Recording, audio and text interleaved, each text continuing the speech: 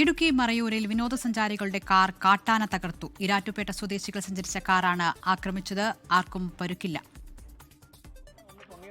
മൂന്നാർ മറയൂർ റോഡിൽ 8-ാം മൈലിന് സമീപമാണ് കാട്ടാന കാർ തകർത്തത്. രാത്രി 11:30യോടെയായിരുന്നു സംഭവം. റോഡരികിൽ നിർത്തിയിട്ടിരുന്ന ടൂറിസ്റ്റ് ബസ്സിന് പിന്നിൽ നിന്ന് കാട്ടാന അപ്രതീക്ഷിതമായി കാറിന് മുൻപിലേക്ക് വരികയായിരുന്നുവെന്ന് യാത്രക്കാർ. ഒരു 3 പ്രാവശ്യം എങ്കിലും ആന ഇങ്ങനെ മുകളിലേക്ക് പോയിട്ടാണ് അറ്റാക്ക് ചെയ്തത്.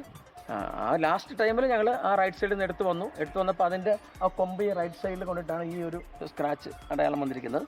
ഈരാറ്റുപേട്ട സ്വദേശികളായ മുഹമ്മദ് യൂസഫ്, അഷ്റഫ് എന്നിവരാണ് കാറിലുണ്ടായിരുന്നത്. മദപ്പാടിലുള്ള പടയപ്പയാണ് കാർ ആക്രമിച്ചതെന്നാണ് യാത്രക്കാർ പറയുന്നത്. മറയൂർ റേഞ്ച് ഓഫീസറുടെ നേതൃത്വത്തിൽ RRT എത്തിയാണ് യാത്രക്കാരെ സുരക്ഷിതമായി മാറ്റിയത്. 24 ഇടുക്കി. ലോകത്തെവിടെയായാലും ഏത് സമയത്തും 24 വാർത്തകളും ഓഗ്മെന്റഡ് റിയാലിറ്റി പാക്കേജുകളും എക്സ്പ്ലെയിനറുകളും വിശദമായി കാണാൻ ഞങ്ങളുടെ യൂട്യൂബ് ചാനൽ നിങ്ങൾക്ക് സബ്സ്ക്രൈബ് ചെയ്യാം.